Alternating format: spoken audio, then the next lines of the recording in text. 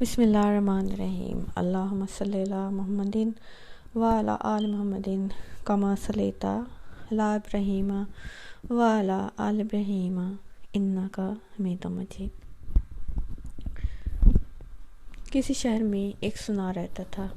اس کی عورت ایک روز پانی بھرنے کنویں پر گئی کہ یکایک شور اٹھا کہ سنار کا لڑکا کمار کے آوے میں گر گیا ہے۔ وہ سنارن اتنا روئی کہ بے ہوش ہو گئی۔ رش کی حالت میں اس نے خواب میں دیکھا کہ ایک بی بی نقاب پوش تشریف لائی ہیں اور فرماتی ہیں، اے عورت، تو منت مان لے کہ میرا لڑکا کمار کے آوے سے سلامت نکل آئے تو میں جناب سیدہ طاہرہ رضی اللہ تعالیٰ عنہ کی کہانی سنوں گی۔ صلوات۔ اتنے میں ایک طرف سے شور اٹھا کہ سنار کا لڑکا کمار کے آوے سے زندہ سلامت نکل آیا۔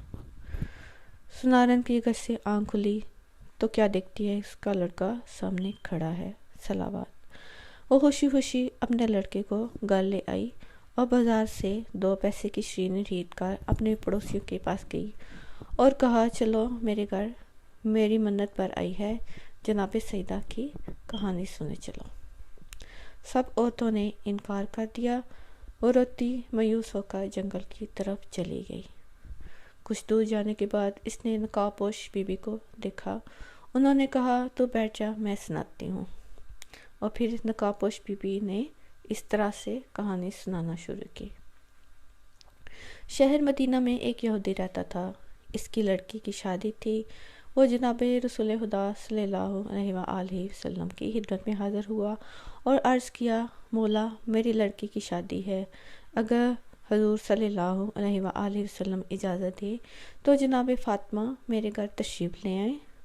حضور پاک صلی اللہ علیہ وآلہ وسلم نے فرمایا، اس کا ذکر جناب امیر حضرت علی مرتضیٰ علیہ السلام سے کرو، اگر وہ راضی ہوں تو تم فاطمہ کو لے جاؤ۔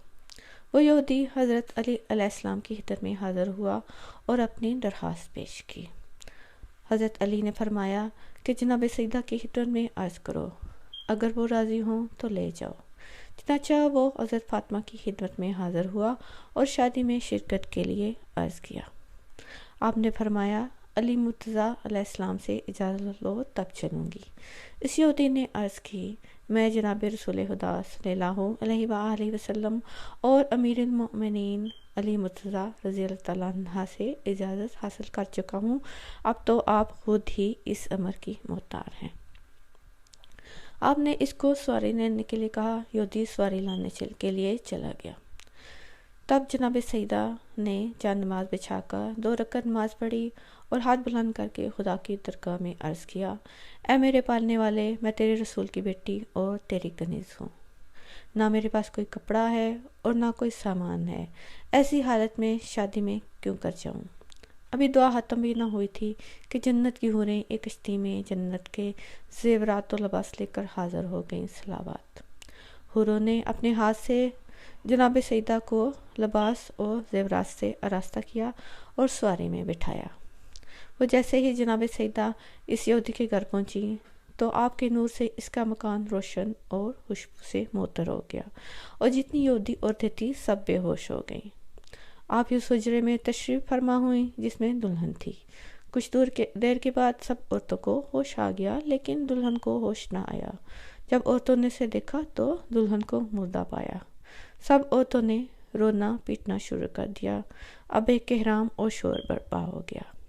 جناب سیدہ طاہرہ کو یہ ماجرا دیکھا بڑی حیرت ہوئی۔ آپ نے نماز بچھا کر 2 رکعت نماز پڑھی اور ہاتھ بلند کر کے خدا کی درگاہ میں عرض کیا کہ میں تیری کنیز اور تیرے رسول کی بیٹی ہوں، تو میری عزت رکھ لے، ورنہ لوگ کہیں گے کہ میرے آتے ہی دلہن مر گئی۔ آپ کی دعا ابھی ختم نہ ہوئی تھی کہ دلہن زندہ ہو گئی اور کلمہ پڑھتی ہوئی اٹھ بیٹھی۔ صلوات۔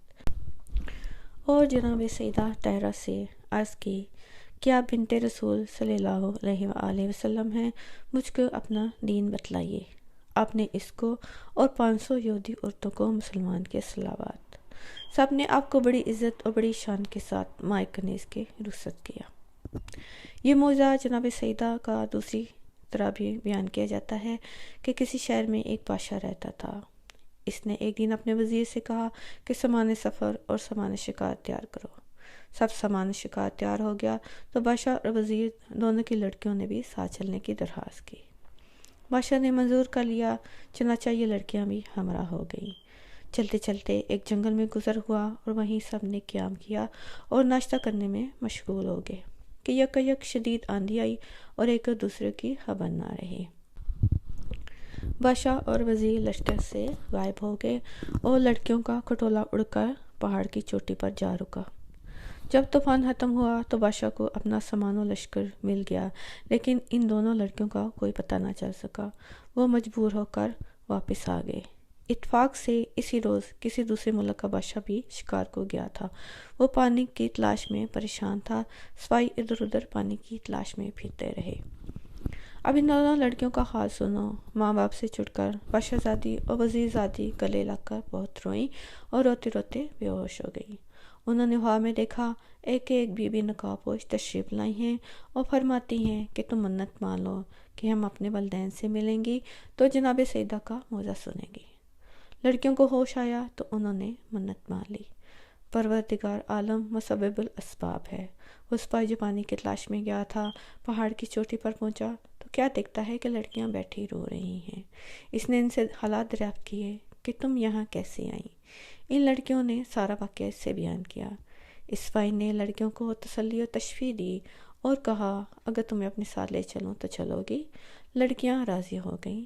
سپاہی نے بادشاہ کی خدمت میں حاضر ہو کر ان لڑکیوں کا واقعہ بیان کیا۔ بادشاہ نے اپنے نوکروں کو بھیج کر لڑکیوں کو بلوا لیا اور وزیر نے ان لڑکیوں کو بڑے آرام سے اپنے گھر میں رکھ لیا۔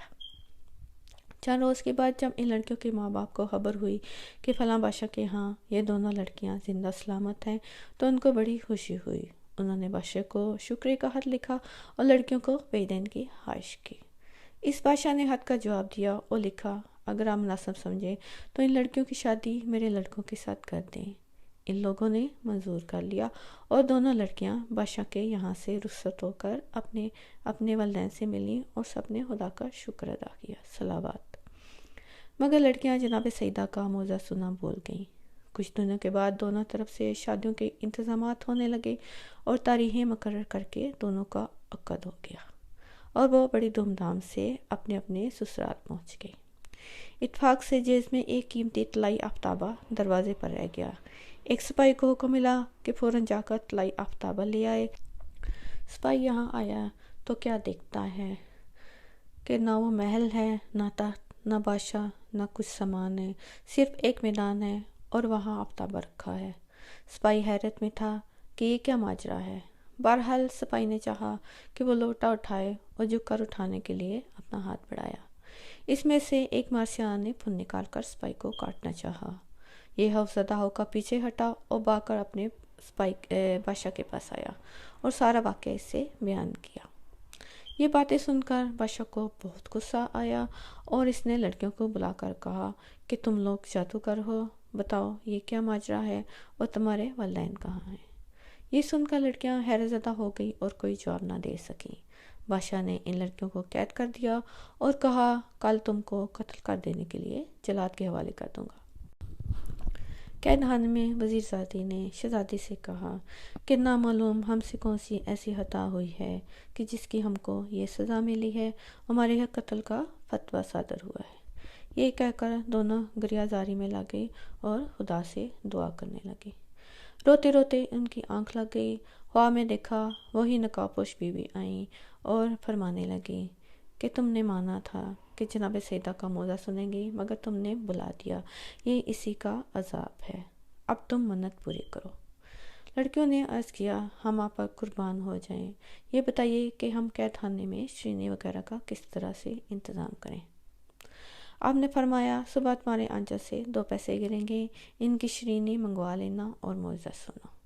چنانچہ صبح ایسا ہی ہوا۔ لڑکیوں نے شیرینی منگوا کر موعظہ سنا اور اپنی غلطی کی رو کر معافی مانگی۔ بادشاہ نے صبح جلاد کو حکم دیا کہ ان دونوں لڑکیوں کو قتل کر دے۔ جب جلاد لڑکیوں کے پاس آیا تو انہوں نے اس سے کہا کہ ہماری طرف سے بادشاہ کی خدمت میں عرض کرو کہ ہم سے پہلے وہ ہماری چند باتیں سن لیں، اس کے بعد قتل کا حکم دیں۔ جلاد نے بادشاہ کی خدمت میں پیغام پہنچایا تو وہ لڑکیوں کے پاس آیا۔ لڑکیوں نے رو کر عرض کیا، غریب پرور، جب ہم آندھی سے اڑ کر پہاڑ پر پہنچی اور روتے روتے بے ہوش ہو گئیں تو ایک نقاب پوش بی بی آئی تھیں۔ وہ فرمایا کہ تم جناب سیدہ کی منت موزہ مان لو تو اپنے والدین سے ملو گی۔ ہم نے منت مان لی تھی، لیکن اپنے والدین سے ملنے کے بعد منت پڑھانی بھول گئے، جس کا یہ عذاب تھا۔ اب آپ پھر سپاہی کو بھیجیے اور ہمارے والدین کے حالات دریافت کریے۔ بادشاہ نے سپاہیوں کو دوبارہ ان کے والدین کے ملک روانہ کیا تو وہاں بادشاہ اور اس کا تخت و تاج سب کچھ موجود تھا۔ سپاہیوں نے واپس آ کر بادشاہ سے جب بیان کیا تو جس کو یقین ہو گیا کہ بے شک یہ عطاب الہی تھا اور کچھ نہ تھا۔ بادشاہ خوش ہو گیا اور لڑکیاں قید سے آزاد ہو گئی۔ یہ دوسرا موزہ وہ برقع پوش بی بی اس نعرے سے کہہ کر غائب ہو گئی۔ سنارن اپنے گھر آئی تو کیا دیکھتی ہے، ان پڑوسیوں کے گھروں میں آگ لگ گئی ہے جنہوں نے موزہ سننے سے انکار کر دیا تھا۔ دعا کرو کہ جس طرح سنارن اور ان لڑکیوں کی مراد پوری ہوئی، اس طرح سے ہر مومن اور ہر مومنہ اور ہر مسلم اور ہر مسلمہ کی بھی ہر مراد پوری ہو۔ آمین یا رب العالمین۔ اللہم صلی علی محمد وعلی آل محمد کما صلیت علی ابراہیم وعلی آل ابراہیم انک حمید مجید۔ اللہم بارک علی محمد وعلی آل محمد کما بارکت علی ابراہیم وعلی آل ابراہیم انک حمید مجید۔